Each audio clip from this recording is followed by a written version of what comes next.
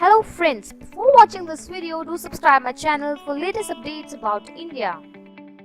You see, India has to look at education through the prism of demography because we are poised with an astonishing demographic reality. We are the youngest country in the world. We have 560 million people under the age of 25. If you just take the children of school and high school going age from 10 to 19, we have 225 million of them. Now, what does this mean in practice?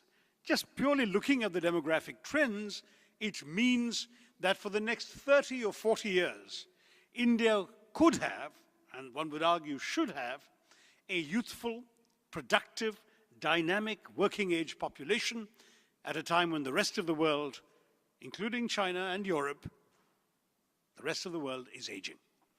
That is, in fact, what the trends project. If you look at global United Nations figures for average ages, in the early 2020s, less than a decade from now, Europe will have an average age of about 46, the US will have an average age of about 40, Japan will be at 47, China will be heading towards 49, and India's will be 29.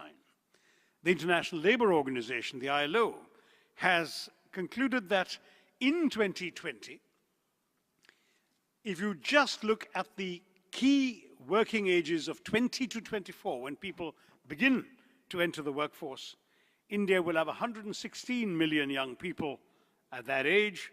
China will only have 94 million. So suddenly, India is poised to become the workhorse of the world, to have a population that can absolutely help boom the Indian economy, as well as contribute to those economies which need younger labor forces, and those economies which need to purchase products from countries that have young labor forces. But all of this will only happen if we get one key thing right, and that is education and skill development training. If we get that right, we are poised to make a tremendous impact on the world, because the sheer numbers alone will guarantee that. If we get it wrong, however, if we fail to equip these young people through education and skill training to take advantage of the opportunities that the world of that second quarter of the 21st century will offer them, then we face the prospect of a humongous disaster. Because all of you know, I'm sure, that there is nothing more dangerous to any society than large numbers of unemployed, undereducated, or uneducated young men. I say men, though some women are equally inclined to react badly, but men in particular are prone to the blandishments of violence and terrorism, and this is a challenge we have already become aware of not so far from this part of the world. So for us in India, this is not just an education challenge. It is a demographic opportunity. It is not just a demographic opportunity. It is a national security obligation. If we don't get it right, we face disaster. If we get it right, we transform our society and, I believe, the world. So that is the vision with which I have approached my tasks as a relatively new Minister of State for Human Resource Development, which is a fancy way of saying education. What are we faced with as a country? Let me try and summarize the narrative of what we've done. It may have echoes in other developing countries, certainly formerly colonized countries, in 4 E's. The first E that we needed to focus on since independence in 1947 was the E of expansion. Why? Because the British, after 200 years of colonial rule, left us with 16% literacy. Our first census as an independent nation in 1951 showed we only had 17% literate people in our country, and only 8.5% of our women could read and write. A horrendous statistic. We have now taken that up 65 years later to 74%. And we are acutely conscious that isn't good enough. Because if 26% of 1.2 billion people don't know how to read and write, we have the world's largest population of illiterate people as well.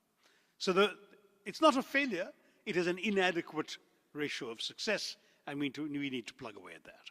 But look at the scale of the expansion challenge.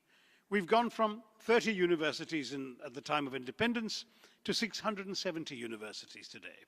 We've gone from about 700 colleges to 35,000 colleges today. We've gone from 400,000 students in higher education to 20 million in higher education today. And we've been enrolling children in the school system. I'll come back to that in a minute. Expansion has been the name of the game in our country.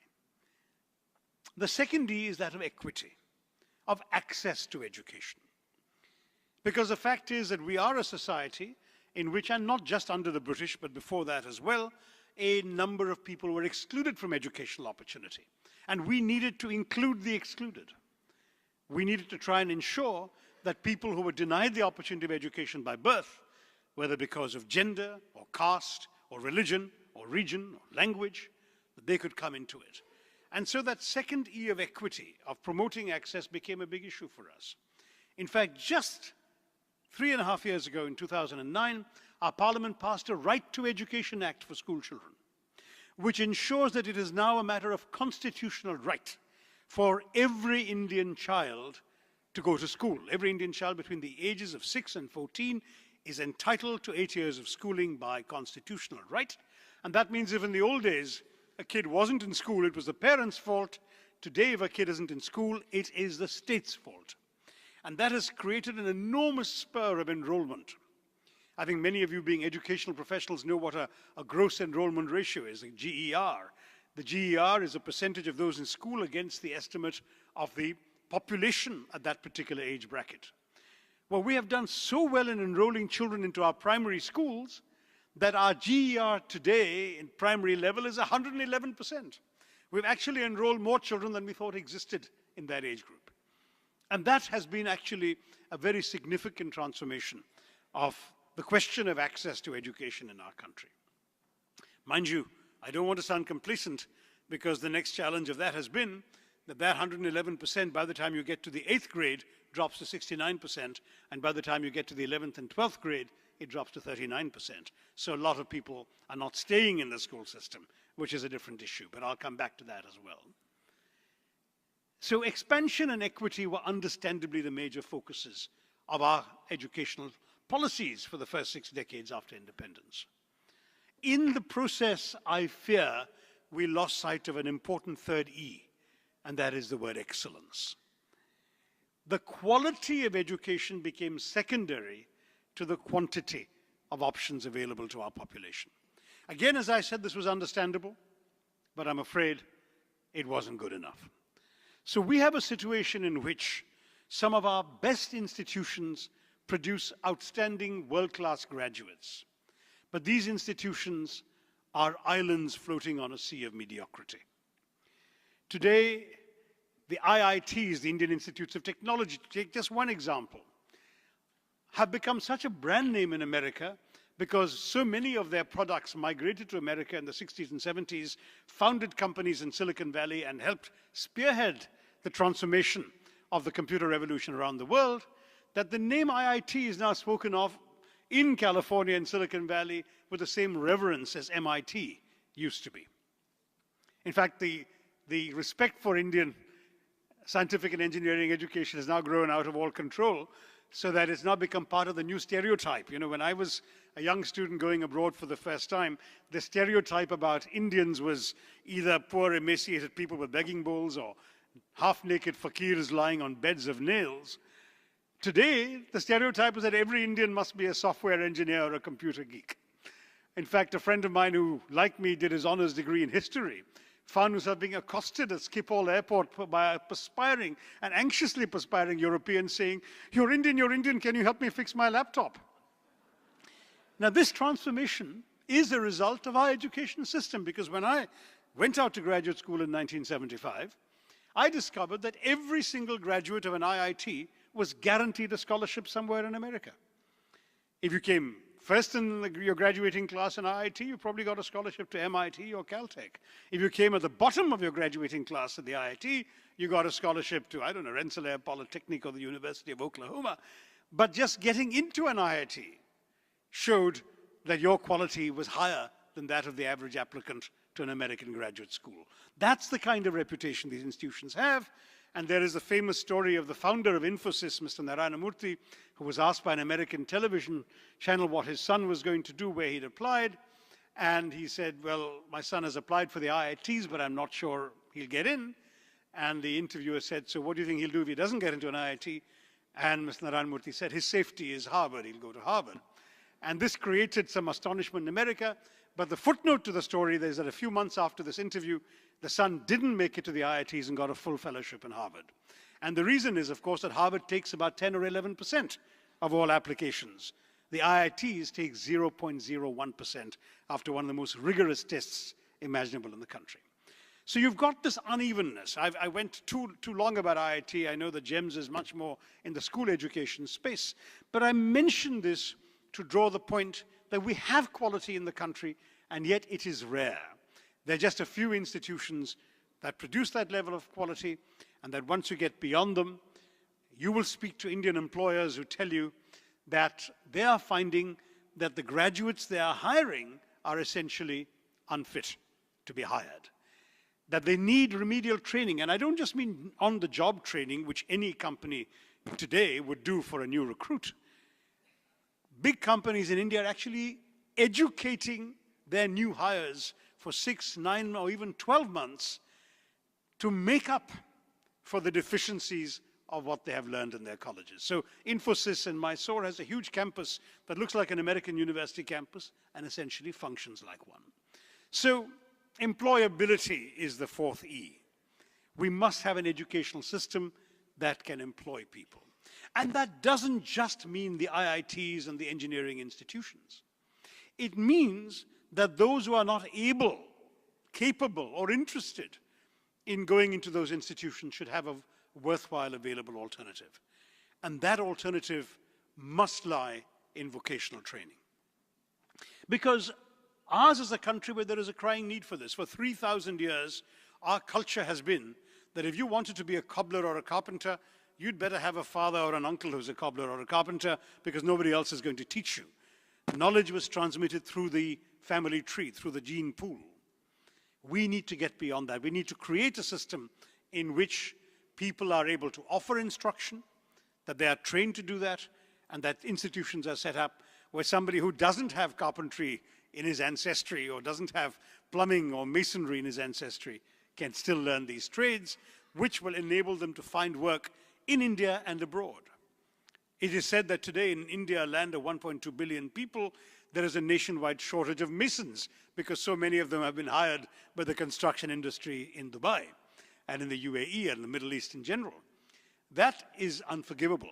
There are lots of people waiting to be trained. We need to make this possible. But how do we catch them? We have concluded it's essential to catch them at the high school stage. We have decided that the vocationalization of high school education is not the same as dumbing down your high schools. It means offering that option. If we can now create enough children who have an opportunity to study vocational trades during their high school years, that they will then not necessarily join the long queue of people getting into third-rate colleges and institutions which will give them paper degrees that still leave them unemployable.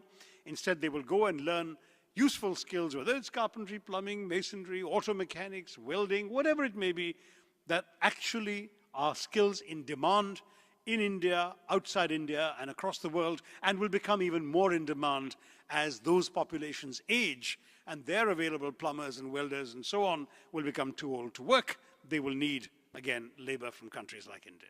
So this is the vision. How do we get in this vocational professional training in our system?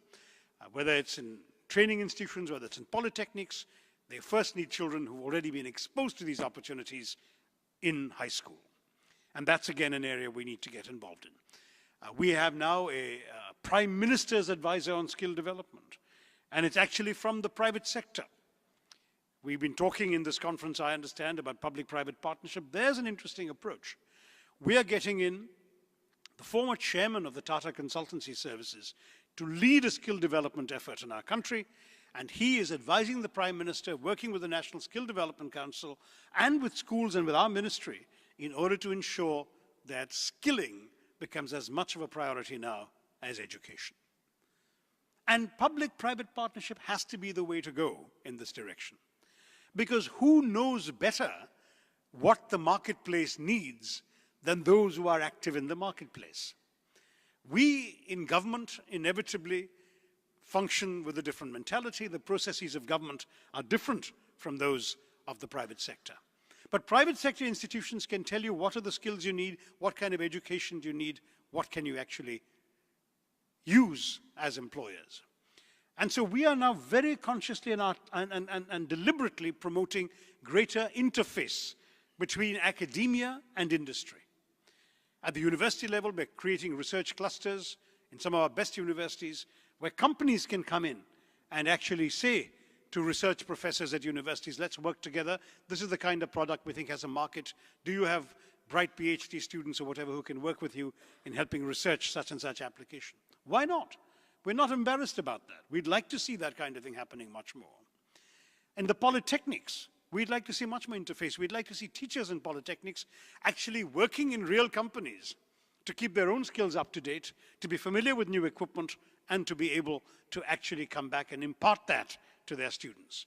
And we'd like the students to have not just summer internships in real companies, we'd like the students of polytechnics to actually have as part of their education a real period of time, perhaps as much as a full year, inside a real job in a real firm, using their hands-on skills so they come out with a polytechnic degree that actually assures an employer they're worth hiring. This is the challenge we're taking on, and I'm very glad that this conference has given the kind of importance to PPP that we need to give, because to my mind, that is very much the way forward in this country. I'm sorry, in all countries. I did want to say a brief word about school education because I know GEMS has focused its energies on school education. And in my country, one of the challenges we've had with school education, which actually came up also during the question and answer period at the round table a few minutes ago, is that too much of our educational culture in schools, and this may be a familiar problem to other countries around the world and in this region, too much of our education has concentrated on filling the children's heads with facts in order to be able to prepare for and pass an examination. That examination culture is deeply entrenched in India. As I said, I don't know if it applies elsewhere, it may well do. And so we have all this regurgitation and rote learning because the ultimate objective, the measure of a child's worth, has been seen for too long as the marks he or she gets in the examinations. Now, the problem, of course, with that is that you can prepare the questions for the examinations, but when you go out into the real world, the big examination called life asks you questions that you may not have prepared for. So what you really need out of a school education is not a child with a well-filled mind, but a child with a well-formed mind. A mind that is capable of dealing with the unfamiliar, of processing information for which that child is not prepared, a mind, in other words, that is capable of coping with the challenges of the 21st century globalized world, where so much that you haven't grown up with can come across you in whatever you do in your adult life. And a school that prepares a child to deal with unfamiliar facts, to synthesize them, analyze them, act on them, is a school that does far better by the child than a school that can boast having toppers in school leaving examinations, which has too often been the emphasis in India. One more thought that is worth mentioning in relation to the various things that you've all been discussing in your conference is indeed the importance of international cooperation. I see that just in the co-sponsors of your conference. International cooperation is a very important way forward. And I think one of the areas we should think about is increased use of ICT to promote international learning exchanges. My own government, I used to be in the foreign ministry a couple of years ago, my own government has created something called the Pan-African E-Network, which has today connected 41 African countries to each other through an Indian satellite. It has some benefits, including direct communication between heads of state of African countries, which didn't exist before. If you wanted to call from Lomé, Togo to Accra, Ghana next door, your lines actually used to go from Lomé to Paris, from Paris to London, from London back to Accra, made for a very expensive call.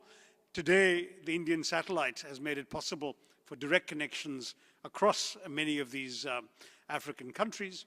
But beyond that, we are using the satellite to permit distance learning. So I was in Addis Ababa a couple of years ago, and I saw African students in the capital of Ethiopia in a classroom listening to a live lecture from an Indian medical professor in Chennai in India. And that kind of connection is also part of the way forward, where we can give strength to this whole notion of international cooperation by bringing some of the best educational possibilities through international video conferencing and ICT technology into the classrooms of people. Just as I understand President Clinton addressed you by video conference, we can have professors from the best schools and the best colleges doing, as part of their, if you like, international social responsibility, lectures for poor students in Africa, in the Middle East, in India, and giving them an opportunity to benefit from the learning and wisdom of these professors as well. Before I close, just a word of caution. Effective policies are useful only if they can result in implementable plans. And once again, therefore, I'd like to congratulate the organizers and stakeholders here today for having taken the initiative to create a forum for sharing of global best practices. Sunny Varki was telling me he wanted this to become the Davos of education. I'm looking forward to that prospect. Davos began in a much smaller scale than you have begun, and with already much less attendance. It was essentially a European forum for the first few years. You have already become much more global, much more international in your first outing. So I wish you luck in creating and building up this forum, sharing global best practices, and catalyzing an education transformation in all the countries engaged in this effort. I do hope that delegates to this event will go back with a newfound sense of purpose about the true potential for cooperative endeavors in this most crucial field of modern education. We are dealing with the most important material that the good Lord has given all of us, and that is the human child. Gabriela Mistral, the Nobel Prize-winning poet, famously said, "Of all the things that we can do wrong or bad in this life, the worst sin would be neglecting the child." To the child we cannot say, "Wait till tomorrow." Her name is today. Let me leave you with that note of urgency, congratulate you on your efforts, and hope that this conference and its successors will continue to work for the uplift and the transformation of education around the world. Thank you very much.